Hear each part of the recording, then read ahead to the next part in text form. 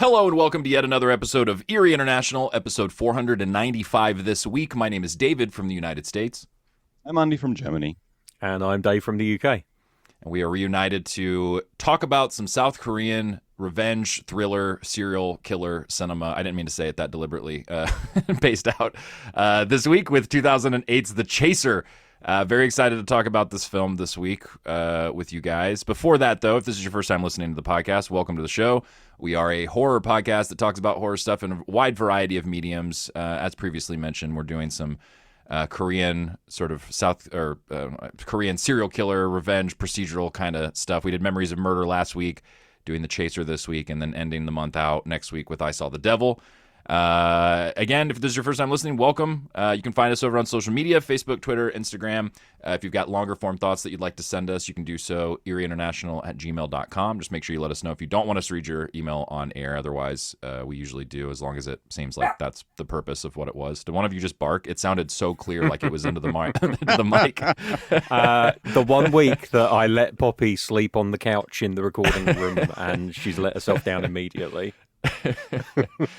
I think that's pretty much it. Yeah, we don't have to go through the whole spiel. I usually drag it out too long, probably anyway. So let's get into what we got into this past week. This is going to be an Andi focus segment because Dave and I, while we did go see some films and got into some stuff this week, none of it was horror related. So Andi, take it away. What did you get into? I'm taking over the first half of the show now. So I have a few things regarding last week's episode on Memories of Murder. For one, we did get a message from Michael Sweater, comic book artist, who was on our podcast. Did we? When we, yeah. I didn't know this. I didn't realize it was him. I knew you had a message, but I didn't realize it was Michael Sweater. That's cool. Yeah, we had him on the podcast when we did an episode on Crow, and he reacted to our the Instagram post about the episode being out last week, and he said the best movie of all time, period, and I'll fight about it. Damn. Ironically, he didn't use a period in that sentence. No punctuation at all. But yeah, apparently he's a big fan of. I thought I had switched off WhatsApp here. Wait a second. That's great. I didn't. That's my fault. Sorry, I just for the listeners, I posted the picture of my dog, the position she was in when she barked, which literally she was curled up in a ball on the sofa. Maybe the on sound wasn't even coming from me. I don't know. I was muted. Okay, so that was Michael Sweater's reaction to the announcement of the episode, not the episode. But I, like a day or two later, I had a thought about the episode. Is the thunder too loud for you guys? I don't hear anything. Okay, so I think you're good. Yeah. I don't know. At some point, some weeks ago, you told me you heard the birds when I had the window open, and now it was just we have a summer storm or something like it currently going on. So I wanted to make sure that thunder isn't too loud, but it's bringing him some cool fresh air, which is nice because it is extremely hot in Germany currently, and I cannot stand it. Anyway, Memories of Murder. One thing that I thought of that I don't think we expressed specifically last week. So we talked about the ending of the movie when the former police officer meets that girl, and she tells him she saw that guy, and he asks, what did he look like? And she said, just an average normal guy, nothing special about him, just a normal guy. And then I thought about the suspects that we saw in the movie. The first one, the kid with a disability and the disfigurement. So we have this one spectrum, and then the other guy being this person that is described as being super handsome. So these two ends of a spectrum, the disfigured guy, and police think, yeah, well, obviously he's the guy. He Mm. was liking this girl, and he's mentally disabled and he has this disfigurement, so he's our suspect. And when that doesn't work out, it's this other guy that is super handsome, and in the end, it's just a normal guy that we will not catch. So there's just the spectrum that I thought of after That we was had one. recorded. Yeah, and already from our discussion last week, there's been a few different times, both watching The Chaser and then also I think just kind of thinking about it, where I was like, I want to rewatch Memories of Murder, which I said on that episode, obviously, but it was definitely one of those where you're like, you're not going to be able to get every single detail. I mean, that's true for any movie, I guess, but definitely one of those that has a lot more depth to it than you're going to get in one go, I think. Yeah. So, yeah, great observation. And then few things that I read and watched. So I didn't initially meant to bring these books up again. I told you some weeks ago that I read these series on the character Hulda, written by Ragnar Jónasson from Iceland. These dark crime novels. And since then, I read the fourth book in the Hulda series, which is the last book. So the first trilogy was published year by year, and then he wrote other books, and then they made a TV show based on the first Hulda book. And during that production, he wrote a fourth book, which was like 10 years after the first books. Which is only called Hulda. But in between, he had started this new series about the successor, or the person that takes over for Hulda in the police office, called Helgi. So there's now there's this Helgi series. So I've read Hulda now and the first Helgi novel. As I said, I didn't Nice. even mean to bring them up, but something happened last week. So really quick but hold on. I just want to make sure I'm remembering this correctly. The Helgi series, this is the one that is the timeline going into the future, correct? Like hers was you were catching up or going backward in time, and then his is going forward in time, kind of thing.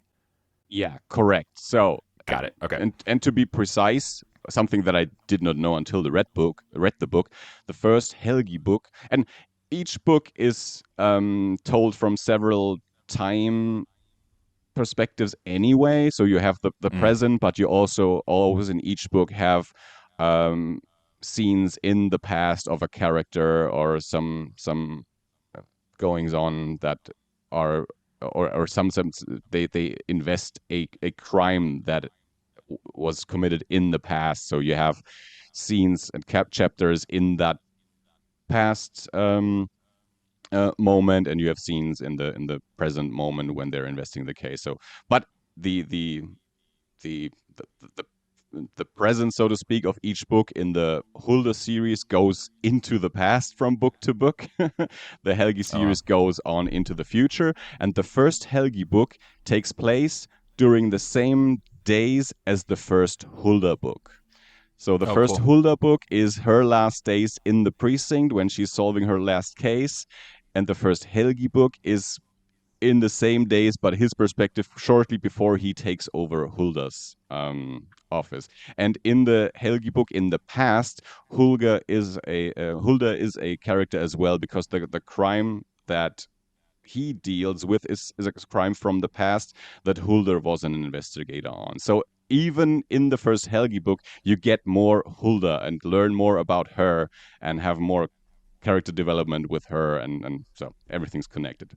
Which brings me to the point, which I bring this up in the first place, because before I started reading the first Helgi book last week, on Instagram I saw a post by a person that I know, the comic book artist who does the Metal Heart Meltdown series, which David probably remembers from being here last I read year. The books that I showed. every issue you had. Yeah, it was great. So yeah. So Victoria, from time to time, she posts book reviews on her Instagram, and she posted a review of a Ragnar Jónasson book. Oh, cool. And she didn't like it at all. And it's a book that I was not familiar with, and I didn't read her whole review. But I messaged her and said, well, I just read four books by the guy. I really love those, and she's she couldn't really get into this one, and it seemed like it tried to be too much of an Agatha Christie novel, and And then, like a day or so later, I started reading the first Helgi book and realized that's the same book. She read the first Helgi book without having read any of the Hulda books.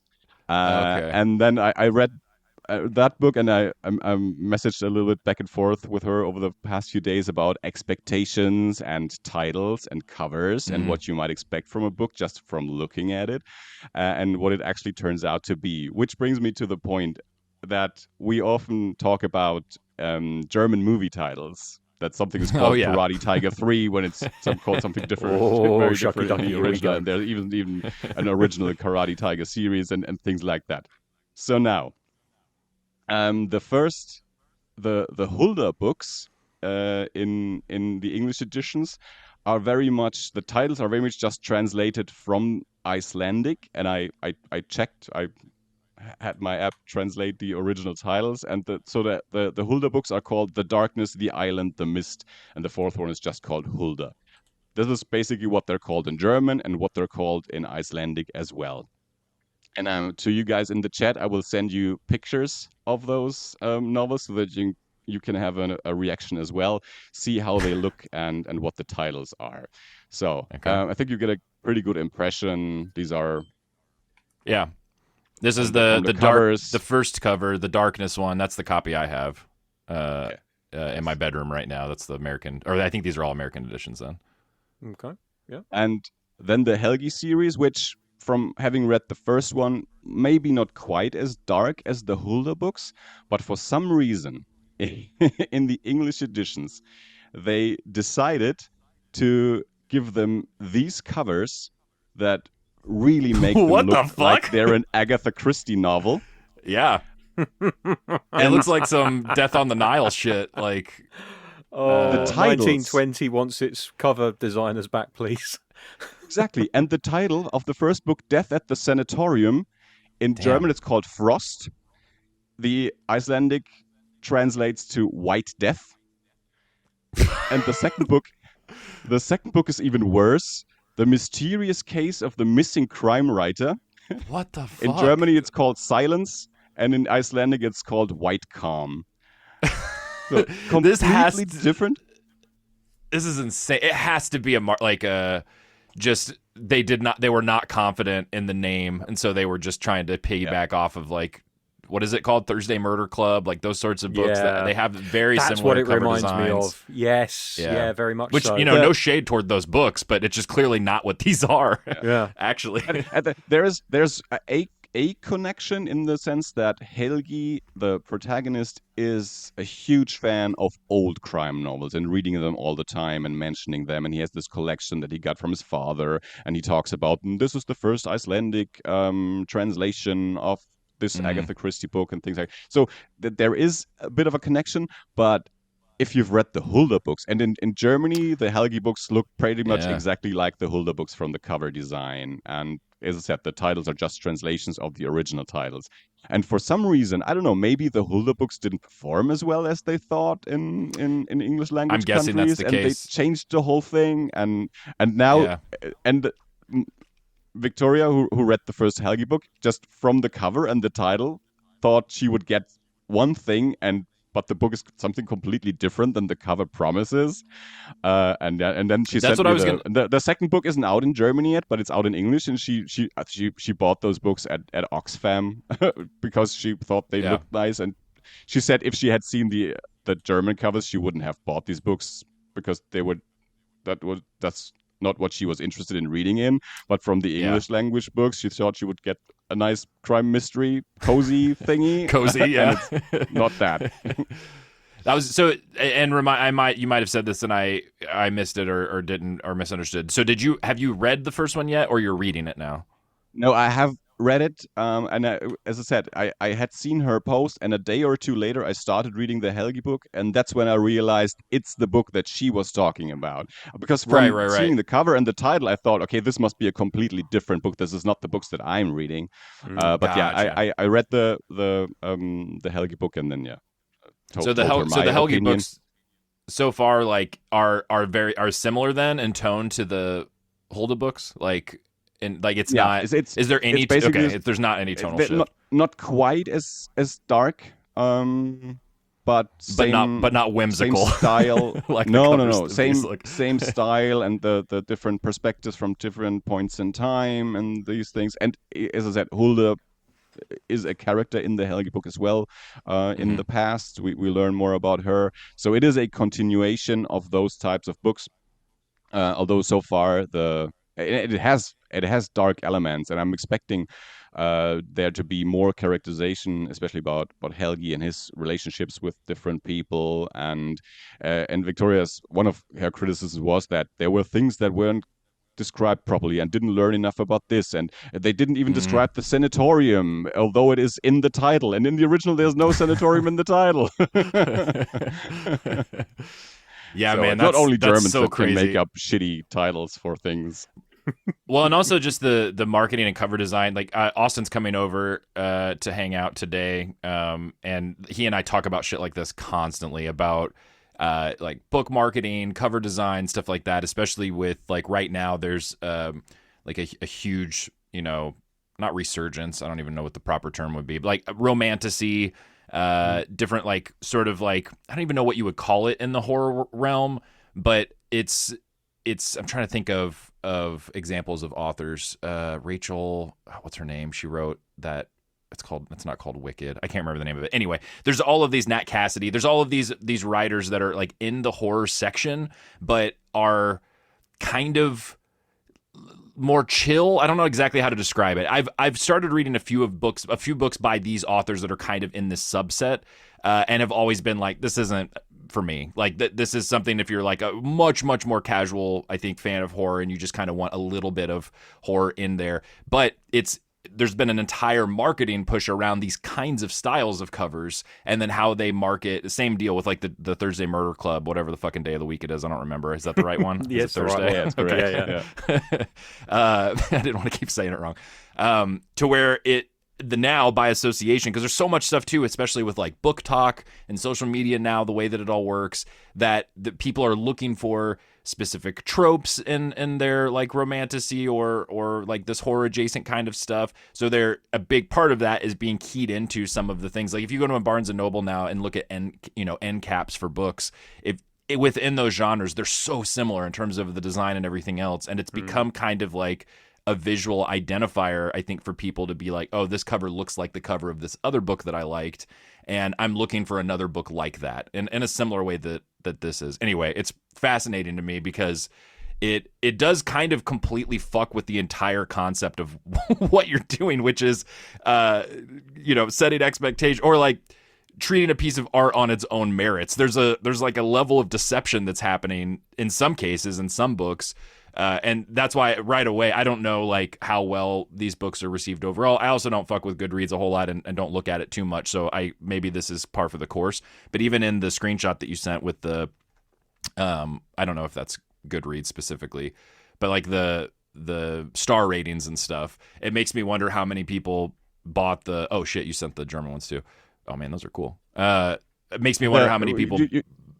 Sorry, go ahead. Finish your thought. I was just saying, I wonder how many people bought the books thinking one thing and then gave it a bad score. And it's one of those situations where it's like, that's not Ragnar's fault. Like he didn't write that book. But the publishing houses and stuff, they're just like, well, we need it to sell this way, so this is how we're marketing it. Like, what a fucking backward way to make art. Like art and commerce intersecting there in like an awkward, clumsy kind of way where no one wins. Like readers are going to be disappointed if they're looking for one thing, like she was, and then I would imagine authors too are going to be like, why the fuck are you marketing my books like this? This is not what they are. Anyway, when on earth did people stop reading the blurbs on the back or on the inside cover of books to decide whether they would like something? That's a good point, and let me read you something from what Victoria messaged me, because that's also something that she brought up. Read it. It was German. I cannot read it to you, but I will summarize it for you. Yep. That she on the first Helgi novel, there's a blurb on the back which says, "Is this the best crime author of all time?" But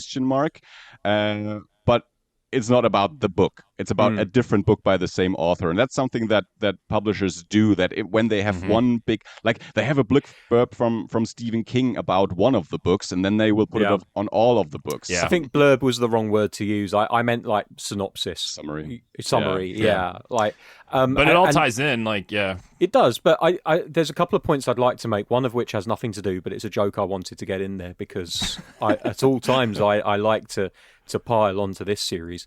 I think this like is how all pragmatic you are about approaching it. Like, this first point is a joke. I'm excited to make it, and here we go. This is all Harry Potter's fault. And the reason I say that is because, and specifically J.K. Rowling, she would, they would not accept that people were willing to just sit and read a book with a silly kids cover on it. So they brought out an entire subset of Harry Potter novels that had grown-up covers.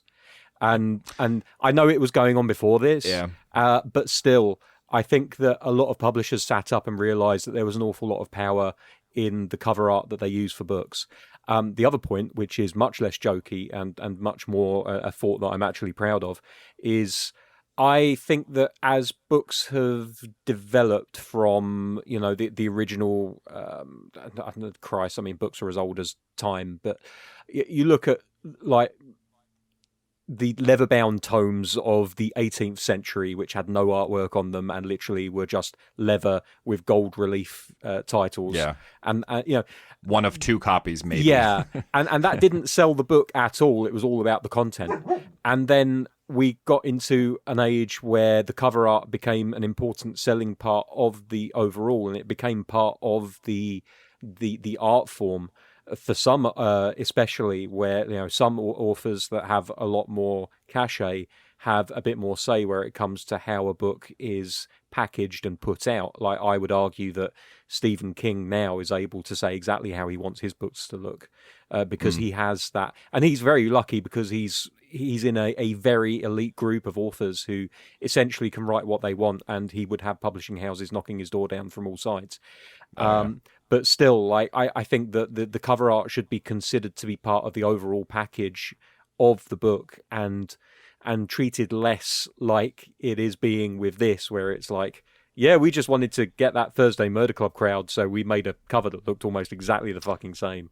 It's just really shitty. And I was in the library last Saturday before our D&D session, as I always am, and I went to the fantasy section because I was like, I fancy doing some reading, ignoring the multiple dozens of Terry Pratchett books that I have sitting right next to me that I've not read yet.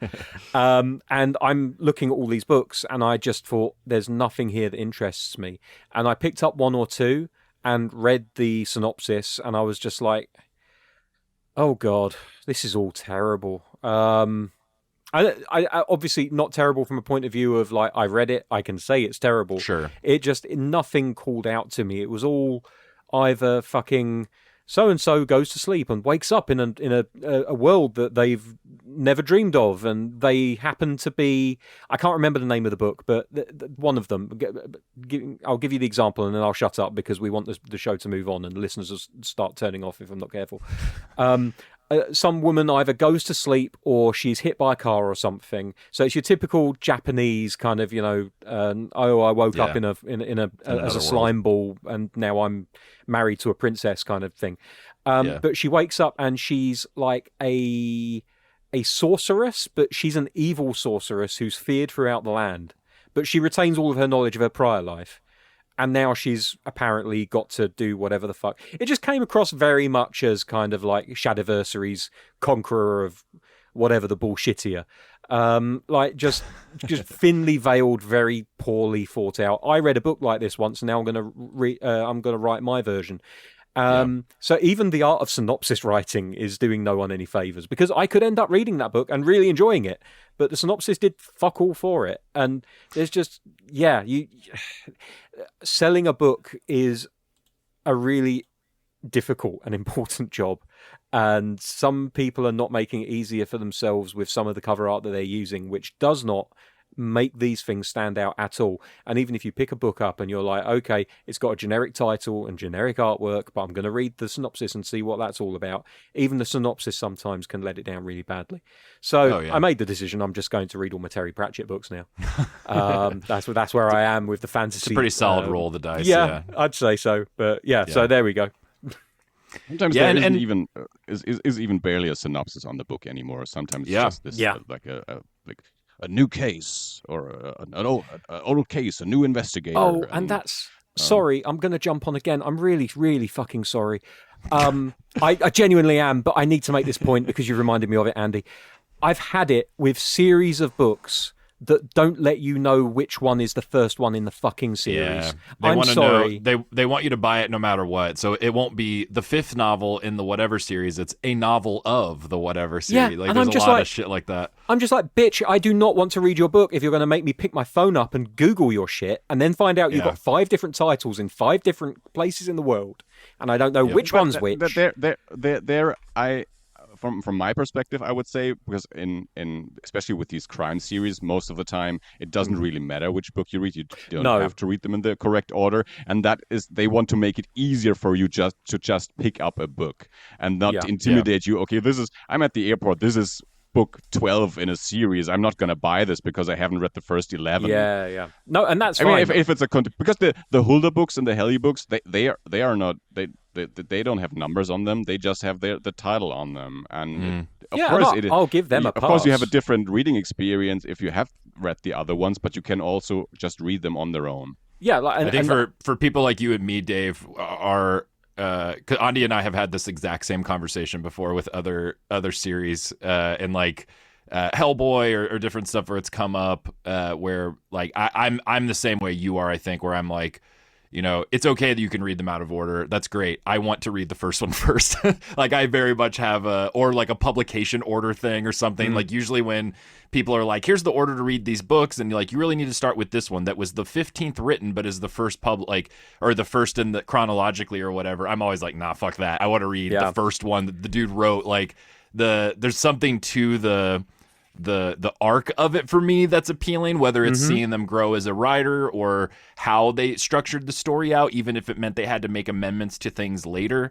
Like that to me is all part of the thing. But that being said, when I was in high school, my dad and I came across this book at a bookstore in Chicago called what was it called? Was it Deadbeat? I think the name of it was Deadbeat. I might have it wrong, but it was a book about this paranormal detective in Chicago named Harry Dresden, and he's just like he's got a fucking brother who's a vampire, and like one of his best friends is this like dude that has a sword from an archangel, and he's like, you know, solving crimes, and like fucking at one point in the book he uses a necromancy spell and reanimates the bones of a T-Rex that's in the Field Museum in Chicago. The big T-Rex named Sue fucking rides it around the city fighting necromancers and shit. Like the coolest thing. Like my dad and I were so into this book and realized after we both read it that it's like the 5th one in the series or maybe the 6th one. So like it definitely can work out. I mean, I'm as much as I have that preference, I'm also absolutely fallen into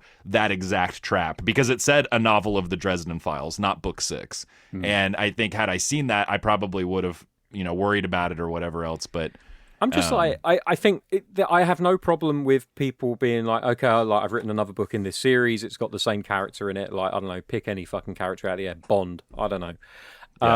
I don't need to read that in order because every book is self-contained and it's basically like there's no ongoing story or very little ongoing story that you need to be clued into from the get-go. If I'm reading like that fucking I keep trying to say Lord of the Rings and it's not Lord of the Rings. It's fucking Game of Thrones, for Christ's sake. Oh yeah. Like, I don't know which one starts before the other one, but it's pretty important that you do read those ones in order. And I'm not saying you should have like a giant like number 1 on the spine of the book, but just to give my final example, and then I will shut the fuck up forever.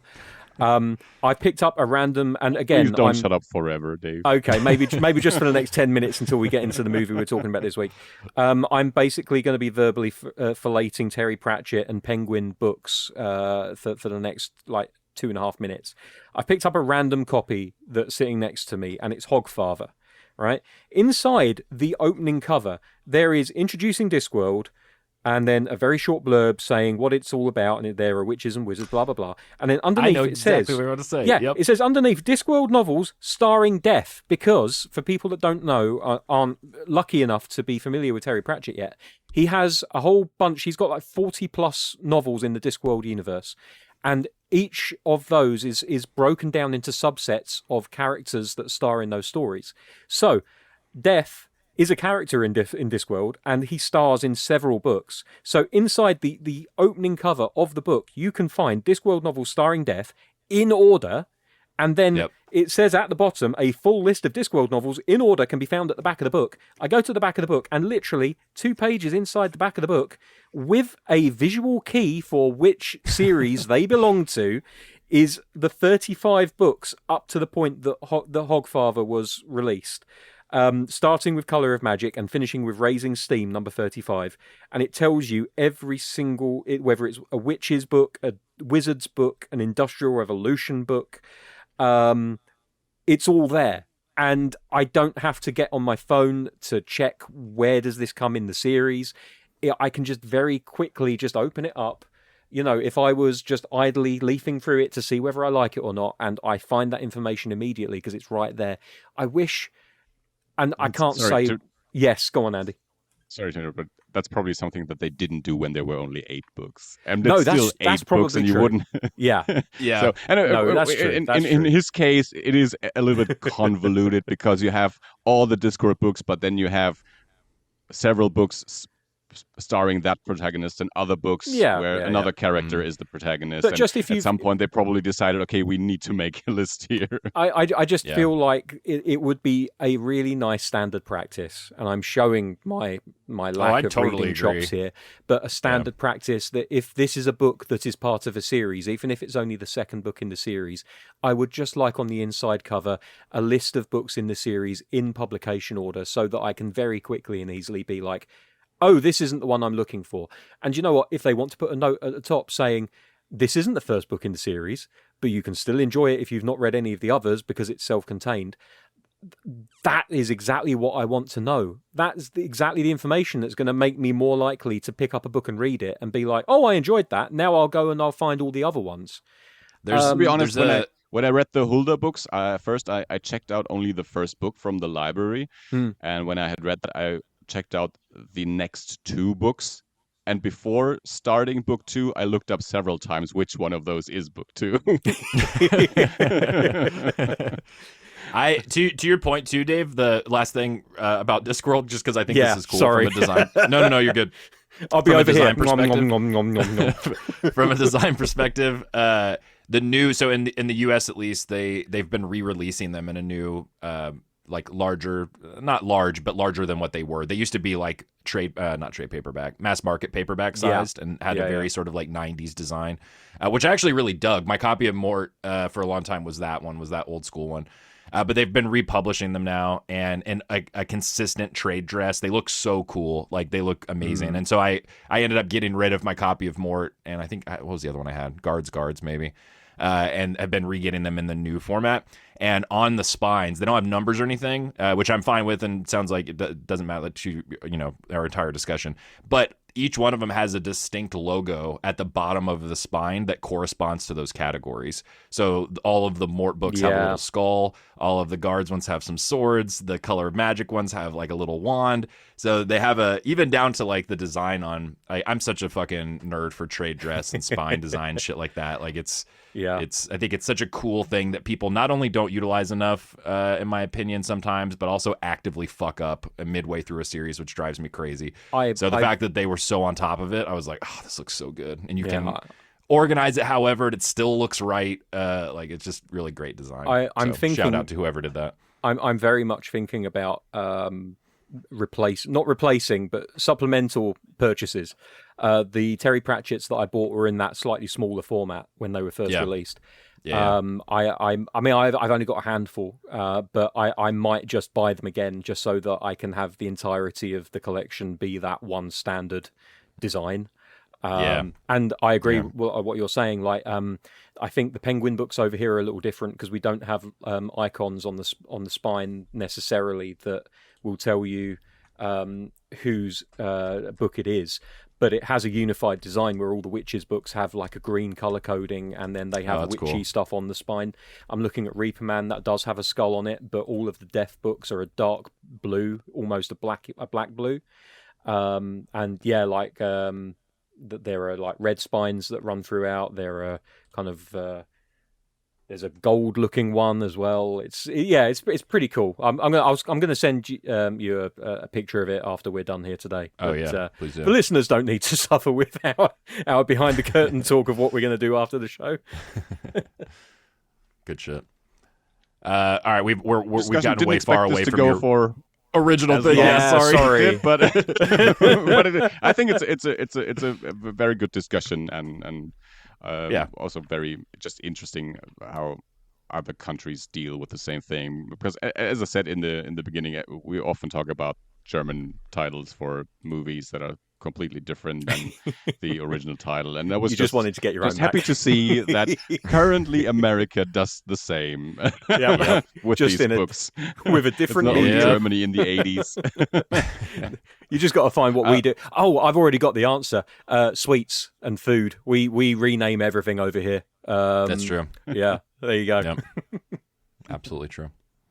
All right, I'll bring us back to our main topic because I have a few things that will lead us to the movie of the week, because this week I watched the movie fairly early in the week, so I had time to do research and watch other things. And in my research, I found a YouTube video from the channel Nightmare Movies, and that is a channel that my wife has been watching for some time now. So I watched seen a few half of this video this morning. I saw all of it. I didn't have time to finish it, but I saw over half. So yeah, I watched a good chunk of it. So we'll take this opportunity to talk about the channel Nightmare Movies. So the video is called The Most Disturbing Thriller You've Never Seen, and it's a video on The Chaser. And Nightmare Movies in general is a channel that the guy that runs the channel, he talks about horror movies, oftentimes movies that you've never heard of, that are some indie productions that are released on YouTube, Japanese mockumentaries, found footage things. And so Bianca has been watching this movie for a while, and I'm seeing a progression in his filmmaking, in his video essays. This one about The Chaser is, I think, 8 months old or so, and watching that now and having seen his more current videos, I already see a big leap forwards in his production value. I'm not always interested in his subject matter necessarily, because as I said, many shaky cam found footage thingies that someone made in their backyard, but I feel like I'm not going out and watching these movies, but I think he makes his essays very interesting talking about these movies, and he is finding a style where his videos mirror in some way the style of the subject matter that he's talking about. So his newest video is about an indie production adaptation of a Richard Lehman book, and he finds ways of making his videos not look like the movies, but implementing elements, production elements from the topic into his videos. Hard to describe for me, but I think he has a very interesting style in talking about these movies. The videos are not too long; they're not an hour long or so. But I just found it interesting that when I did my research, that I found that he had already done a video on The Chaser, and at that point hadn't seen it either, like probably many people. Although other people talk about this movie, so it's not like a completely unknown movie. But yeah, so if you're interested, the channel Nightmare Movies on YouTube, I think is pretty interesting, and the video on The Chaser is called The Most Disturbing Thriller You've Never Seen. What did you think about the video? So, Dave, you've seen all of it. Yeah. What was your impression? Yeah, I really enjoyed the video. I thought it was very informative. I literally watched it directly after watching the movie, so everything was still really fresh. I felt like there were one or two things that were skipped over, which in the fullness of time, and it's minor things that didn't really matter to the retelling of the story. But like, for example, the first girl that goes missing, the one that's driving the Jaguar, she doesn't get a mention in the video, I don't think. So I really did enjoy the visual style of the video, the way it was made, the little kind of I want to call it like toilet cubicle men. Like that, the kind of like international symbol for a man that you find on signage everywhere, whether it's the exit sign or the toilets or whatever. He had kind of like them cut off at like bicep height, and would use them to show, oh, two people died here, and blah blah blah blah blah.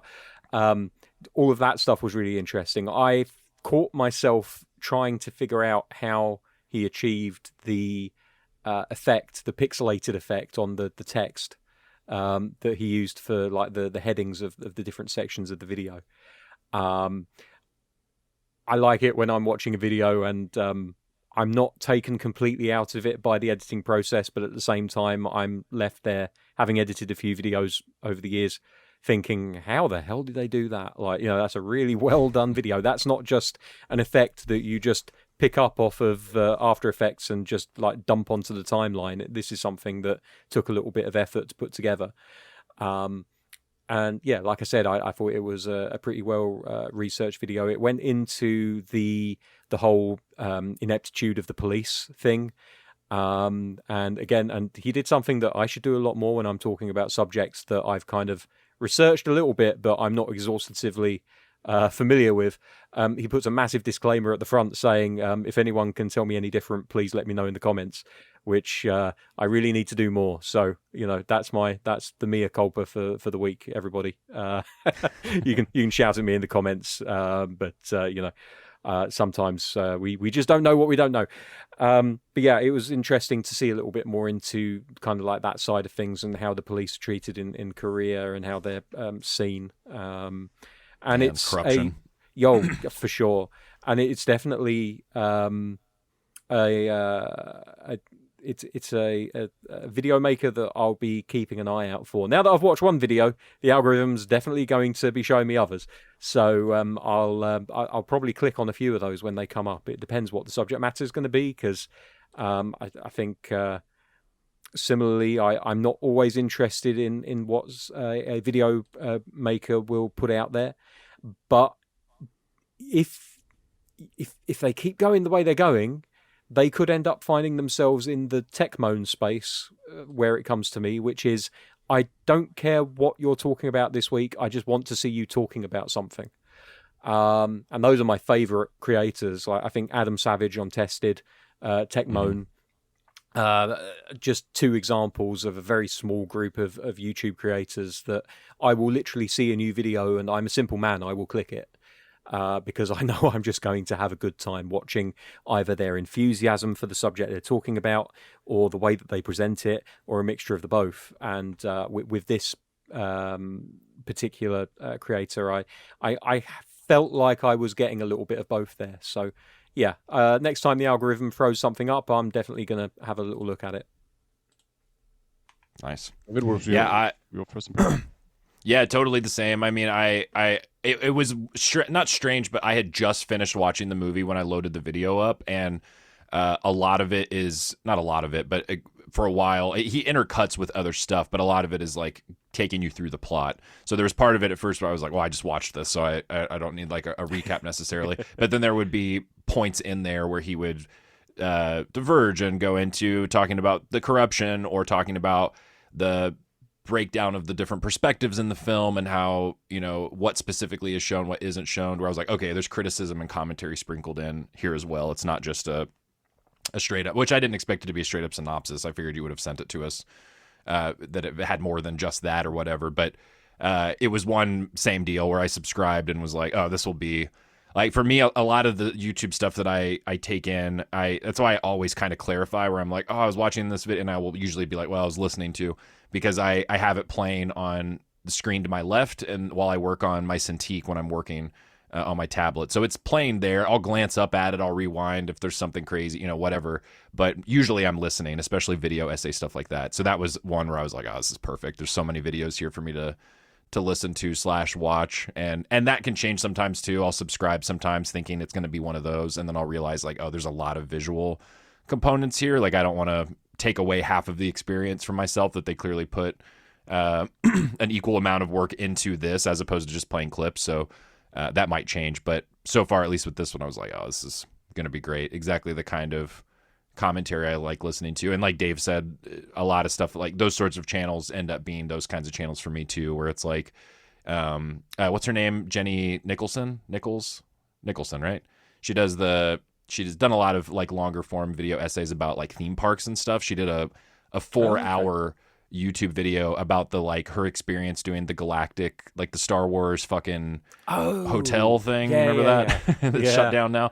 So it's like a 4-hour video. Like I'm interested in that to a certain degree, Star Wars, and like that's cool, whatever. I'm not a theme park guy. I've watched every single one of her video essays about theme parks because she's just so good at what she's doing. And then also, like to your point, what their approach to it is so good that it makes you interested, even if it's something you have no connection to. And that's the vibe I got with this channel as well. So yeah. With nightmare movies, as I said, most of the time it will be something that you've probably never heard of that he's talking about, and his structure. And as I said, this movie is a little this video is a little older. I'm not sure how long this channel has been going, but as I said, I've seen the evolution just over the past months in his videos, and he usually structures his videos that he gives you a synopsis first. He takes you through the story of the movie, and then he gives you a proper analysis.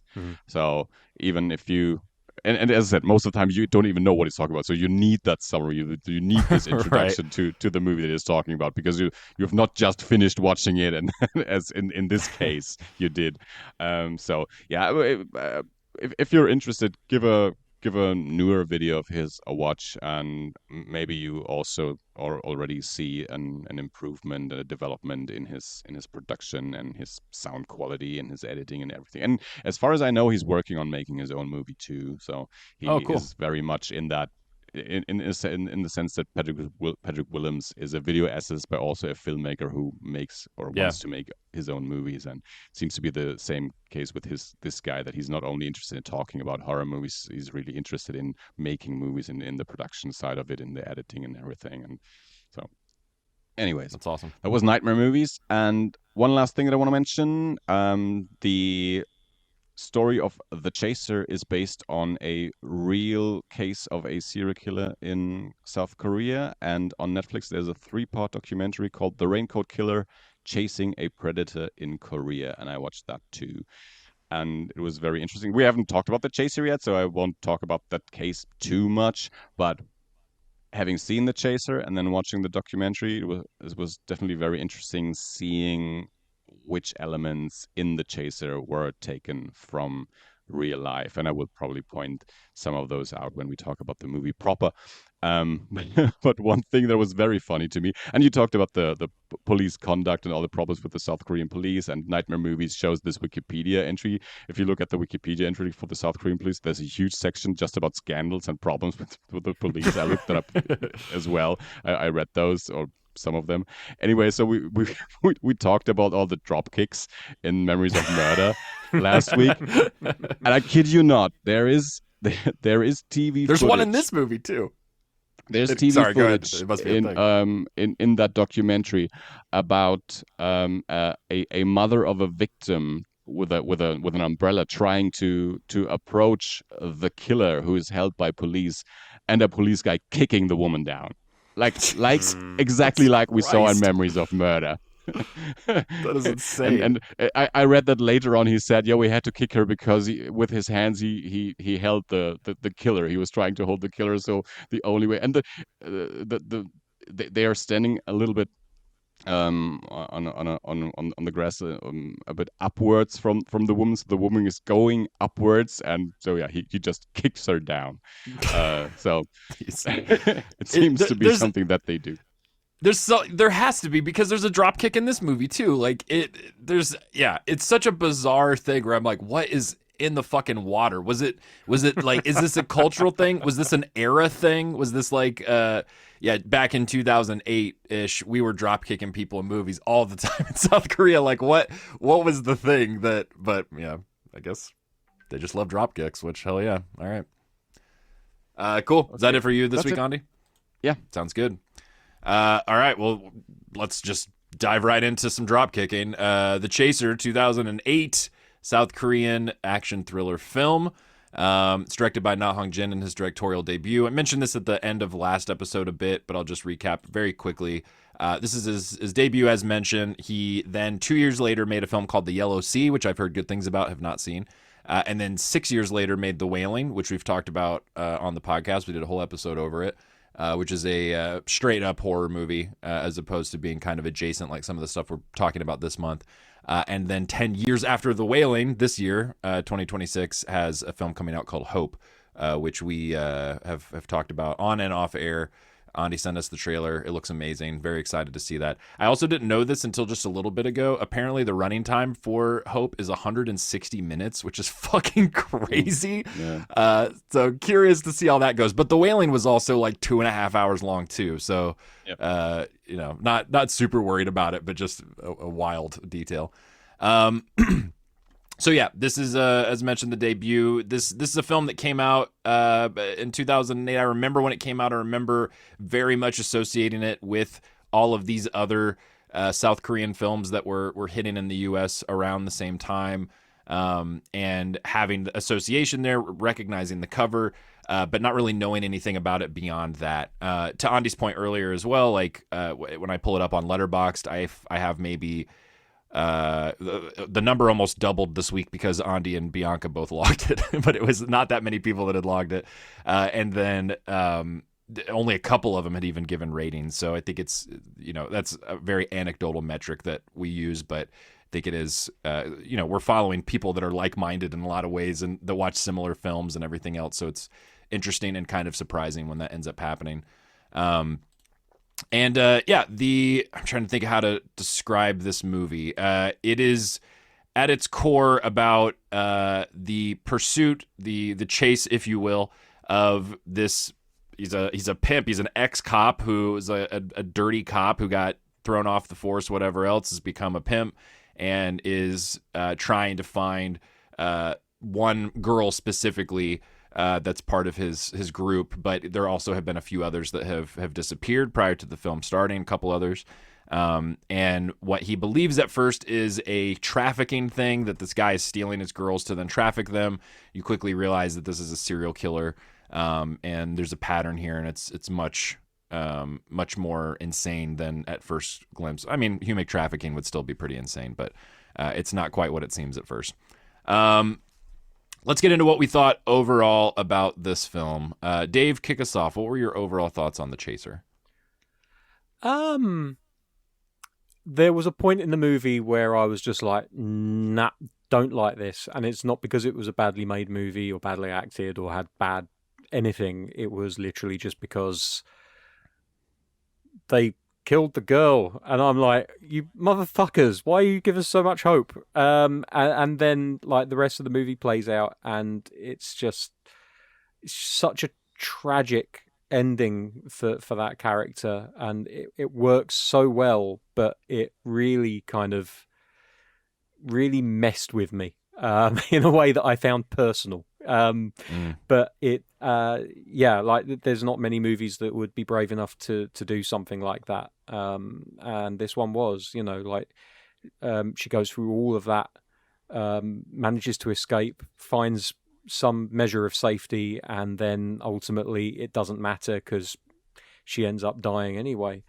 I thought that the Jung-woo character, the main character that we follow along in this movie, was eminently dislikable, in a way that I didn't think I was ever going to get over.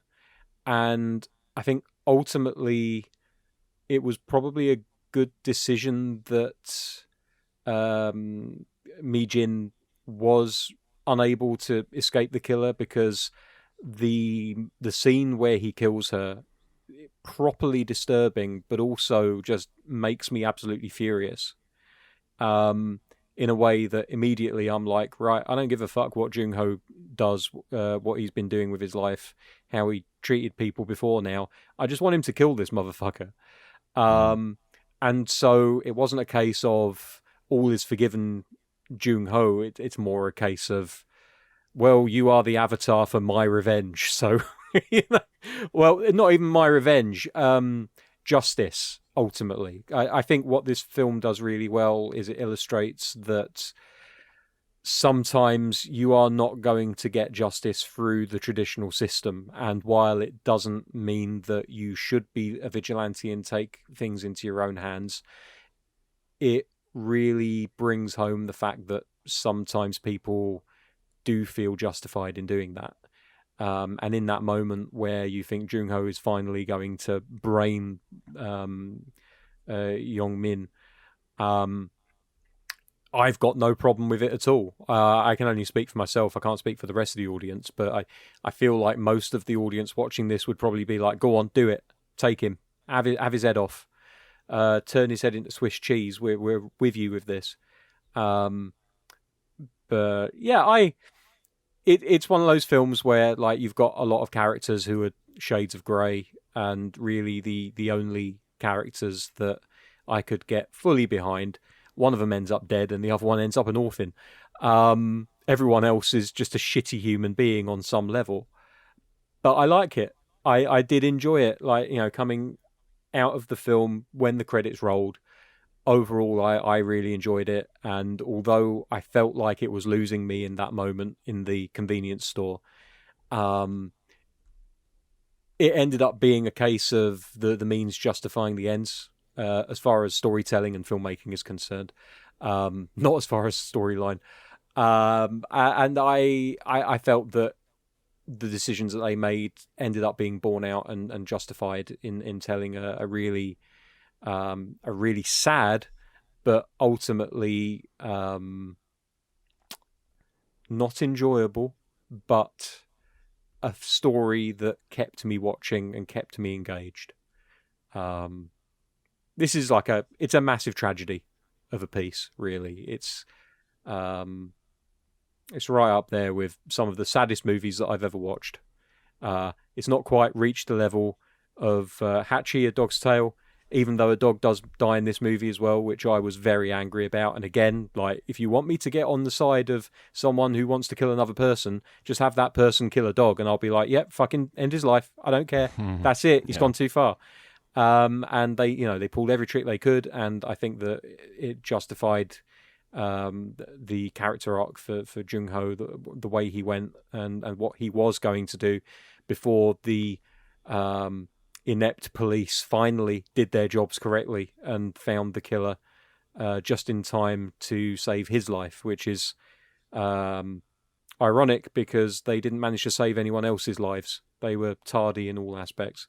I would also say Nightmare Cinema managed to help me with the timeline of some things. Like, I was thinking, why aren't the police coming to the rescue? Surely she's called them. And I thought maybe she's only made a phone call to Jung-ho rather than calling the police. And that might be the case. She may have called Jung-ho thinking she was going to call the police afterwards and then passed out because of the blood loss and the potential concussion. There's that picture of the two policemen in their car with their feet up on the dashboard. I feel like they're not going to do that if they get a radio call saying potential incident at the shop. Go and do your job. I don't think they're that bad. But yeah, it did everything it needed to do. I'm sure there's plenty I've missed. I'm hoping that you guys will fill in those blanks. But yeah, I enjoyed it. I didn't think I was going to enjoy it at one point, but it turned itself around, and it delivered a really a very interesting film that was I thought very affecting. Nice. Andi, let's throw it to you next. So my two main takeaways from having watched this movie.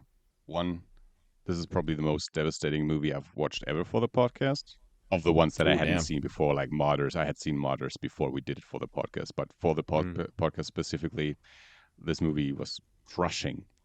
Second takeaway, Na Hong-jin might be my favorite South Korean movie maker right now. Having Goddamn. seen two of his movies Yep. and a trailer. But I loved the wailing so much, and I was mesmerized by the chaser. And it is crushing, that moment when you realize she's not gonna make it. Just as Dave said, you've built our hopes up so much that we think she's gonna make it, and then she doesn't. And then the way that death is presented is so violent and brutal, and it just crushes you. After the movie, Bianca and I, we watched it for us relatively late, but we couldn't go to bed immediately. We said we need to watch something funny on YouTube before we go to bed. Yeah. This is not the feeling that we can carry with us going to sleep right now, because it's just devastating. But from a movie making perspective, I think this is a masterpiece. Well, maybe masterpiece is too high, but I think Na Hong-jin, just for my own taste, his style of movie making is just right up my alley. I thought it was told masterfully. The that structure that Nightmare Movies points out as well, that after 40 minutes the guy is in custody and has confessed. Yeah. We know who the killer Yeah. is, and the police have him. Yep. And we're only 40 minutes in. So where is this gonna go? Yeah. And those are elements that are taken from real life, that the guy escapes again and they need to find him again, and things like that. So I immediately looked up the trailer for The Yellow Sea, a movie that I also haven't seen, but now want to see. I'm very much looking forward to Hope, of course. I thought the camera work was fantastic. The music was great. Just in the beginning, they oftentimes have these slow acoustic guitar score moments, which I found worked perfectly. Just the whole atmosphere of the film was fantastic. Then you also have these small moments of humor in the movie that are just done fantastically. The kid actor was great. Just her whole role, when they break into her apartment and you already see her on the phone calling the police. Yeah. I don't know, Yeah. it seemed somewhat funny to me, and then also gave you some characterization about that kid, that she knows what to do and just calls the police. There's two men coming into my apartment, Yeah. who are more or less the police, but she doesn't know that. And then you have this moment when she realizes that her is it when her mother is already dead, or that she's captured. I don't know. You have this moment when you see She's her not. through Yeah. the windshield crying, and you don't Yeah. hear her, but you see her. She's It's not dead before- yet, but I think Yeah. that it's a significant loss of hope moment where the chance to great find her scene. was lost. Yeah. I mean, it's sad. Like everything else in the movie, it's fucking crushing watching this, because he's intercutting between her crying and then main dude. I forget his name now. I'm blanking on it. It's like Bong Joon-ho, but not quite. It's close. It's like Joon-ho. Yeah. Him on the phone, and there's no dialogue. You can't hear what he's saying, and you can't hear her crying, but you can just see it. And that, yeah. Oh man, sorry. I like that part. Oh It was yeah, hardcore. that's more or less it.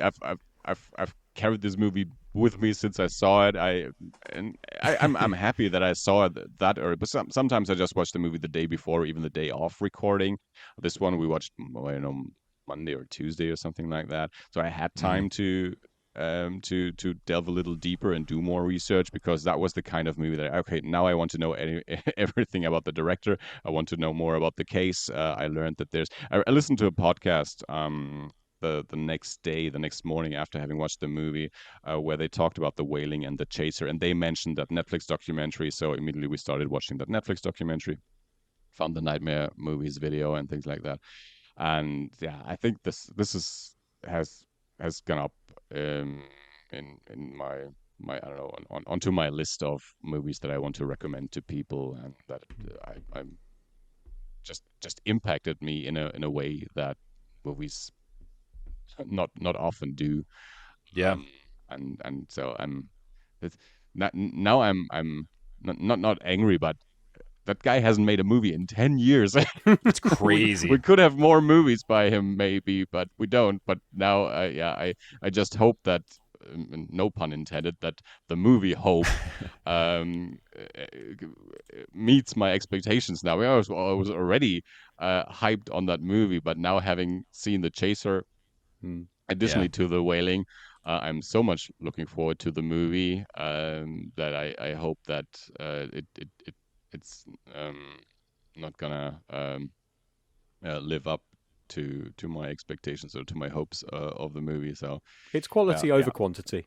It's like you Yeah. could be making a movie every year, but not everyone's built to do that. So, but yeah, it's really well shot. Like the number of shots that are done during the night as well, specifically, and the way that they play with the city lights and the way that like some of the districts are like very modern, like the mayoral office is all bathed in like white light, and it's very sparkly and new, and it's well lit. And then you get the back streets around the district where the murders took place, and like they're a little bit dingy, and there's more kind of like cheap fluorescent light and like yellow light from the lampposts and stuff. And even I stopped myself when they were filming the interior of the police van, when Jung-ho and Yong-min are both under arrest.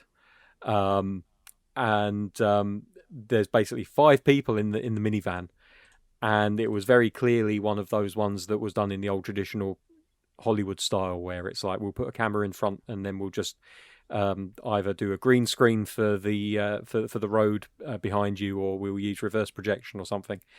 And it had the potential to look very silly, and it didn't. It just worked, and that was not just the way it was shot, but also the actors involved, and the effects team that were behind putting that shot together and making it look like they were on the road.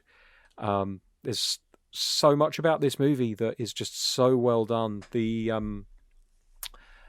a couple of times that they pull this trick where a character will see someone in the street, and then for a moment they look like someone else, like after the murder in the convenience store. And and he's sitting there in the room looking through the window. And before that, like the young girl, she sees her mother, even though in that case I think there's nobody there at all. And it's just it's very simple, just cut away and cut back, and it's such simple editing, but it's so effective. And I just thought it was a movie that was made by someone that was very assured in their craft and knew what they were doing, and there wasn't any wasted motion there at all. Like everything was very efficient. And I've been watching a lot of videos recently from a YouTube channel which is based around Columbo. Basically, they took my idea for doing. It's a weird one because it was never my idea.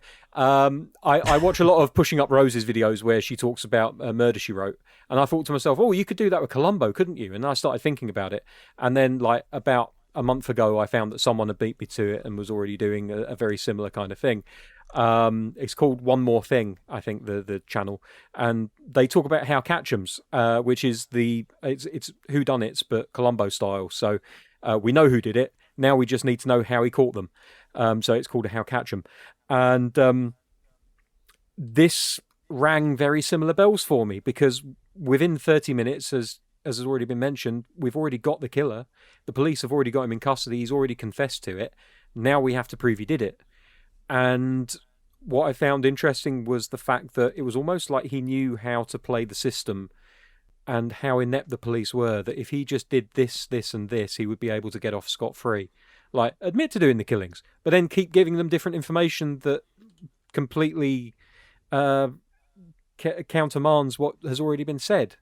And meanwhile, Jung-ho, the disgraced policeman, who is probably the closest analogue to Columbo that I'm going to see in a horror movie this year, with the rumpled appearance and everything.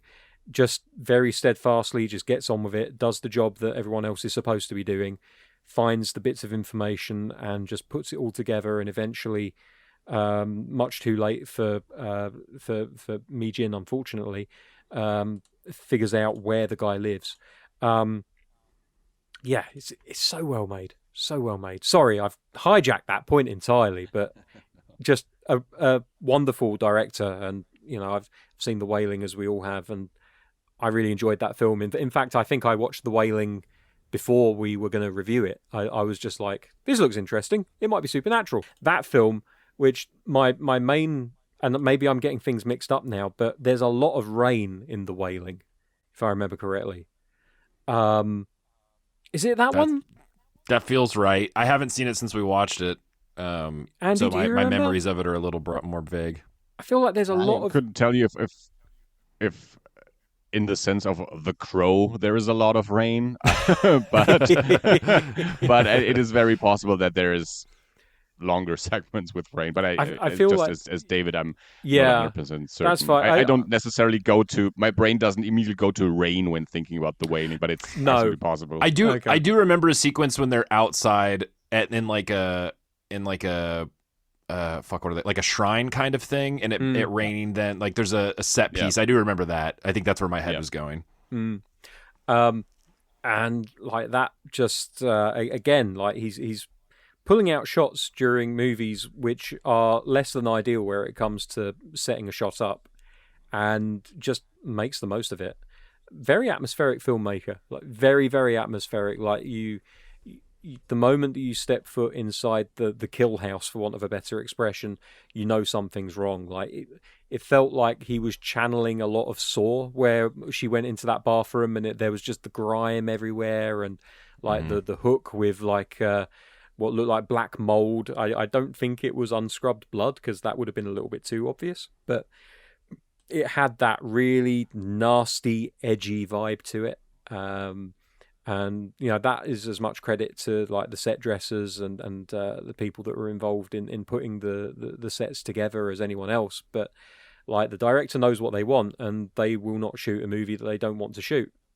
In most cases, sometimes you got no choice. You just got to do it for the bucks. But yeah, just he's a wonderful filmmaker from the evidence I've seen so far. I need to see the other movie that's out. And I'm going to be keeping an eye out on whether Hope gets a cinema release when it's eventually released, because I would love to see one of these on a big screen, because you just get that feeling that dude knows how to use a camera. Yeah, the stuff in Hope looks is much more epic too than, I mean, his movies have gotten bigger, it seems like, with each one. The LOC I'd always heard about, didn't realize it was him until this week. But I also found out researching that a little bit this week, just looking it up, is that the protagonist and antagonist of this movie are also in the LOC but swapped. So serial killer dude is the main protagonist in Yellow Sea, and the antagonist is Jung-woo. So cool. Extra excited to see that. It's cool. I like it when they do shit like that. Reverse that dynamic. Sorry, Andi, I've really trampled all over. Let's throw it to David. David, tell us your thoughts. Yeah, I totally agree. I'm pretty much where Andi's at on this one. Not that you're not with us on this, Dave, but like all the stuff that Andi said, I definitely felt the same way. I went into this one expecting I don't know. I had not seen Memories of Murder, but it had so much prestige and critical, just like, you know, crazy high critical reception and critically lauded. People love that movie. I Saw the Devil. I haven't seen it since college, but I remember it really liking it. Also thinking it was crazy dark, crazy violent. There's one sequence in it, which I won't mention, we'll talk about it next week, that has always stuck with me whenever the movie comes up. I always think of the same sequence in the movie, which I'm sure everyone does. If you've seen the movie, you're thinking of the same thing. So for me, this was the like weird unknown dark horse kind of entry in our series, where it made sense to me why it was in the mix and why Andi had picked it. And again, I remembered seeing, you know, I worked at this point either Blockbuster or Movie Gallery or a combination of the two in this era. I remember putting this movie back on the shelf and stuff and seeing it all the time or whatever when it came out. Before that, I think my first entry into South Korean cinema was probably if it wasn't Old Boy, it was A Tale of Two Sisters, which is by the same director as I Saw the Devil, which we'll be talking about next week. And so I had gotten pretty sucked in after that, and had no one to talk to about it. Like at this point, I would have been in Gas City, Indiana, in this small ass town, and either high school or commuting to college, and just didn't know anybody else who liked this shit. We would get a couple copies of these movies at Blockbuster, and they'd almost never get checked out. So it was always kind of it's always been a spot. I've really liked South Korean cinema, and that stayed consistent. And I don't know, it's something I've thought about a lot this week, and just in terms of like I've now seen multiple filmmakers. It's not just, Bong Joon-ho movies or something. And so for this one, I was kind of expecting like, oh, this will probably be, like a cool, fun one that's, not as like, well loved or well known as the other two. And then not realizing until, pretty quickly into the movie that just like, oh, this guy's not fucking around. This isn't a disposable sort of like, oh, let's do a fun, kind of quick and dirty, grimy serial killer procedural kind of thing. Like, this is just as fucking, deep and layered and dark, and it's different. It's a different tone and vibe than Memories of Murder for sure. I also saw something early on too where it made it look like the movie was PG-13. I think it might be the rating on IMDb. So I was also going into it thinking like, okay, this isn't going to be as hardcore as the other two movies that we're talking about.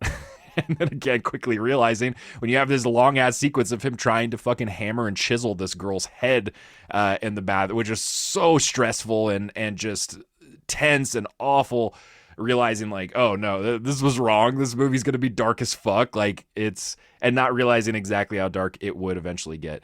I absolutely loved it. I thought it was great. It's for me the kind of like, I love crime stuff in general. It's a genre that I always forget how much I love until I'm in it and realizing like, oh yeah, I'm kind of similar with like courtroom dramas and stuff like that, where I know that I like them, but it's not until I'm in one that I'm like, oh, I fucking really love this genre. I always forget how much I connect with it, and crime is the same way. And so in the best way, it reminded me at times of some of the same feelings. I'm not even necessarily comparing the tones or the plots or anything like that, but reading those Laird Barron, Isaiah Coleridge crime novels, where we have these characters that we are connecting with and empathizing with and feeling different things for, but they're also not great people necessarily, or at best they have very sketchy pasts. And the fact that we have a protagonist in this film that is a not only an ex-cop that was dirty, like openly corrupt and dirty. It wasn't like, he got disillusioned with the force. Like it's known, and that's par for the course for these. Yeah, police. Yeah, absolutely. So. Absolutely. There's also this moment where he confronts an old partner that yes. wasn't booted from the force, who was with him acting, doing the dirty things with him, but he was the one that took the fall. Exactly what I was about to bring up. Like it's not, he's just the one that took the fall in that particular case. It wasn't that he was the one dirty one. They're probably fucking all dirty, or most of them. So the fact that we have this guy who is a sort of disgraced ex-corrupt cop who is now this like pimp basically, and running around and handling all these things, like I thought that was such an awesome idea. Obviously it's dark and crimey and shit, and like there's gonna be, it's not gonna be for everybody, but to me, I was so on board with that idea of a protagonist having that past. And so there's this weird thing, like you said earlier, Andi, where like they're not the police, but they kind of are. Like even for him outside of the force, he's kind of just as effective as the cops that are still there and dirty and corrupt. Like he still has the same, instincts and connections and everything else. But then there's all this other shit going on too, and they touch on this in that Nightmare Cinema. Is that the name of it? Nightmare Movies. I think movies. Nightmare Movies. Yeah. Cinema's the Mick Garris thing. There's like this whole thing with the fucking mayor getting shit thrown on him. Like there's this entire other like subplot that's affecting other aspects of what's going on in the city. And then again, you're like 30-40 minutes in, and the killer is caught. He's confessed to everything, and it just keeps sort of changing and escalating. And similarly to Bong Joon-ho, there's moments in this that are pretty funny, that are unexpected, and it's not quite as bizarre and odd as Bong Joon-ho stuff hits me sometimes, which I mean in a complimentary way. But Jesus, I fucking lost my mind. It was like 6 a.m. yesterday. I woke up pretty early. I went and made coffee and started watching this movie. So I watched over half of it yesterday morning, and like almost never will I laugh out loud if I'm watching something by myself. But I fucking just the weirdest involuntary bark of laughter rocketed out of my body when he hit that motherfucker in the head with a chair. That dude that's at the desk. I fucking lost it. I was laughing so hard. I did not expect it. It's like it comes out of nowhere. The shot is brutal. It's funny. Like, it was a proper wrestling style chair shot as well. Oh, like, it folded over his head. It is gnarly. When his head hits the desk too, there's this like crazy sense of impact.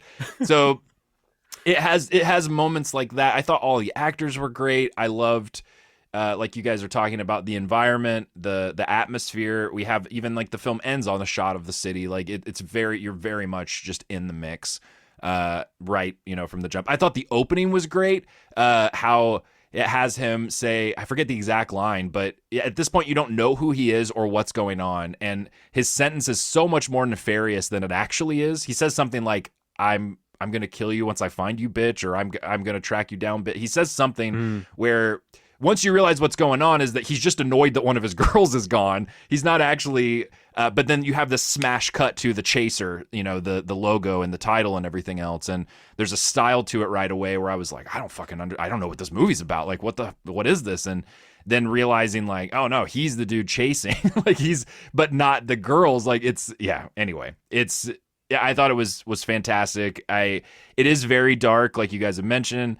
It's one that like I will absolutely be recommending to people, but specific people under specific circumstances, because it's not one that is going to be a fun time all the way through. And even the ending, her dying, all that kind of shit is really dark and really awful. But man, there's other parts throughout before that are pretty rough too. Like that whole sequence where he goes and talks to the serial killer's like it's his sister, right? Or it's sister or brother. Yeah. And that kid comes in, this nephew who he lobotomized, and that whole shit. You're just like, what the fuck? This movie is just so depressing and dark, and then the same sort of shit we've seen already in Memories of Murder. And I don't remember how much it comes up in I Saw the Devil, because I Saw the Devil, from what I remember, is more of a cat and mouse kind of one-on-one thing.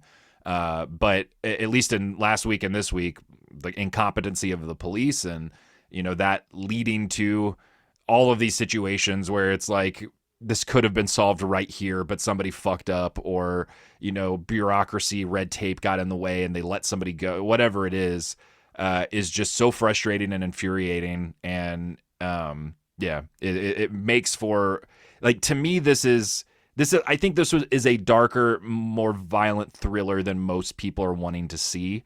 When they talk about liking thrillers, because it is pretty hardcore. But to me, this is like a pretty stellar example of what that genre, like what thriller means, because it's kind of a subgenre, or maybe it's its own genre, that gets crossed over a lot with horror. And it's not horror necessarily. There's a lot of Venn diagram overlap that can happen, but it does feel like its own distinct sort of thing when people are really tapping into it in that way. Parasite being a massive one, I think, in recent years for me, where I'm like, oh, this is a fucking thriller. There's elements of drama, there's elements of horror, there's whatever, but at its core, like, he has tapped into this particular energy and spirit, and that's what The Chaser feels like to me too. Is just the best kind of thriller, but a very dark, violent one. I also, last thing I'll say before I throw the ball to somebody else, I also liked how he handled violence in this.